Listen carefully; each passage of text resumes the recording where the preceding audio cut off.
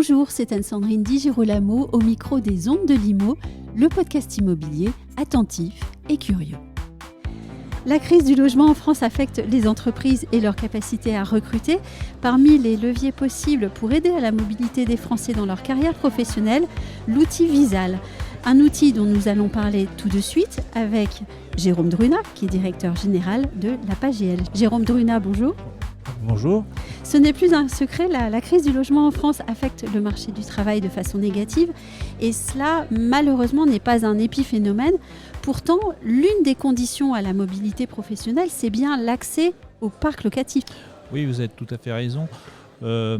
Une ancienne étude en fait, du Crédoc qui avait été commanditée par le MEDEF à l'époque, qui date maintenant un peu mais qui est encore d'actualité, démontrait que 500 000 emplois n'étaient pas pourvus pour des raisons de manque de logement. Donc déjà, il y a longtemps, le problème se posait. Et ce problème en fait, reste encore complètement d'actualité, puisque aujourd'hui, 6 employeurs sur 10 en fait, estiment que la problématique du logement est un problème, une problématique d'employabilité, en fait un frein à l'employabilité.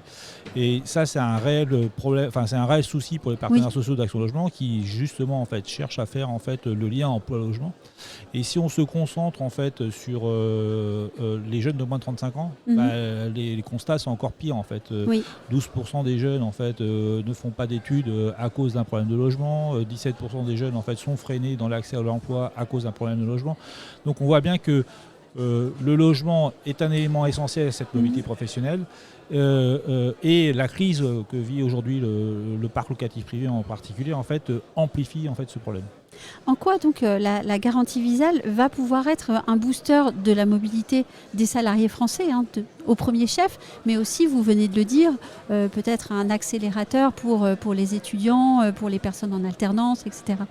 Alors, justement, la garantie Visal en fait cherche à lier deux mondes différents. Le monde du marché du travail, que les partenaires sociaux considèrent comme précaire. 85% des entrants dans le marché du travail sont en contrat à durée déterminée.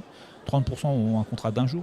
Et puis le monde des bailleurs particuliers en fait, ou professionnels en fait, qui en fait, cherchent de la sécurisation, ce qui est complètement légitime, et donc qui sélectionnent à l'entrée. Et donc justement en fait, Visal vise en fait, à relier ces deux mondes en proposant une caution à des gens en fait, qui ne rentrent pas dans les critères habituels de ces bailleurs et qui en fait, ont besoin de l'accès au logement de cet accès au logement pour l'accès à l'emploi. Et par exemple, une des problématiques de la mobilité professionnelle, c'est la distance domicile-travail. Et Visal, en fait, permet à 69% des bénéficiaires de Visal de se rapprocher de leur lieu de travail.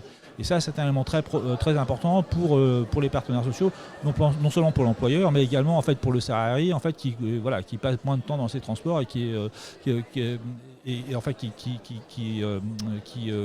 gagne en satisfaction par rapport à ça. Depuis que la garantie Visal a été créée, est-ce que vous avez pu mesurer l'impact positif, je dirais, du dispositif ?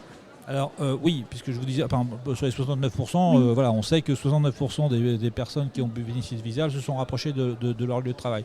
Sur l'emploi, c'est un peu plus compliqué parce que en fait, objectivement, on ne peut pas dire que Visal peut être uniquement le seul déclencheur de mobilité professionnelle.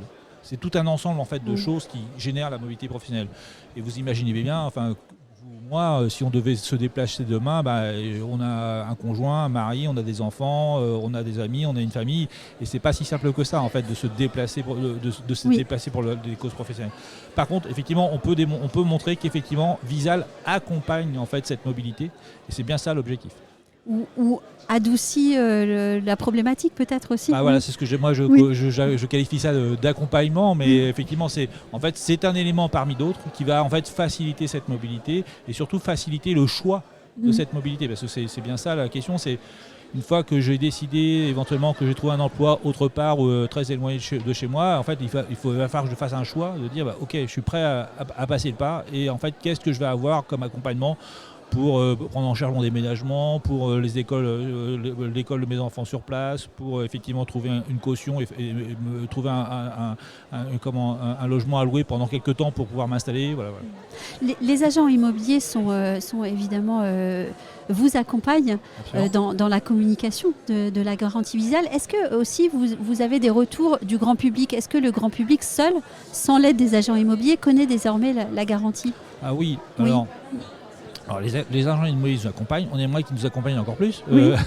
Mais d'ailleurs, hier, on a remis un prix à la FNAIM. C'est la première fois qu'on remettait un prix en fait, à une personne morale pour en fait, remercier la FNAIM en fait, du soutien que la FNAIM porte sur ce dispositif. Les particuliers en fait portent plus Visale que les administrateurs de biens aujourd'hui. Donc oui, le grand public et en particulier les locataires, en fait, les futurs locataires, eux portent énormément Visale parce qu'en fait ils voient bien que c'est une solution en fait importante pour eux parce que tout le monde ne peut pas apporter de caution et cette caution-là est souvent en fait un élément clé pour pouvoir en fait décrocher un logement.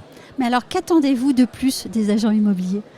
Alors justement qu'ils en fassent plus. Oui, mais c'est-à-dire non, en fait, moi je pense qu'il est important qu'on ait en tête que le parc locatif privé a un rôle sociétal et social important et l'administrateur de biens a un rôle à jouer là-dedans. Oui. Et le dispositif Visale, c'est un dispositif porté par les partenaires sociaux. Or, les administrateurs de biens, c'est quoi? C'est des entrepreneurs et des salariés. Donc c'est le monde des partenaires sociaux. Et donc je pense qu'ils ont un rôle à jouer en fait dans ce rôle sociétal en fait d'accompagnement en fait d'un certain type de profil. Ils le font, hein, je dis pas du tout qu'ils le font pas, mais je pense qu'on pourrait encore aller beaucoup plus loin dans ce rôle-là. Et je pense qu'ils ont intérêt à le faire parce que aussi c'est leur image de marque qui va bénéficier de ça. Donc si je vous ai bien compris, c'est par exemple installer la petite case à cocher, garantie Visale à proposer ou pas dans un process de travail. Alors en fait. c'est ça, ou alors devenir ambassadeur Visale. Ben, voilà, on a aujourd'hui lancé un programme ambassadeur l'année dernière, on en a 159, 66 sont de la FNAIM.